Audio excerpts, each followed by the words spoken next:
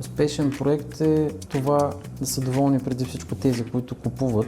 Няма проект без промени по време на строителство. Много от инвеститорите подценяват осветлението като перо от сградата. Това ще бъдат неща, които в бъдещето ще се използват все повече и повече. И ние като инвестиционна компания търсим тия решения в началото. Задължително. Вика си фирмата, слагайте лампи по коридорите. Ма няма как да ги сложим, то няма проект. И по ваше осмотрение.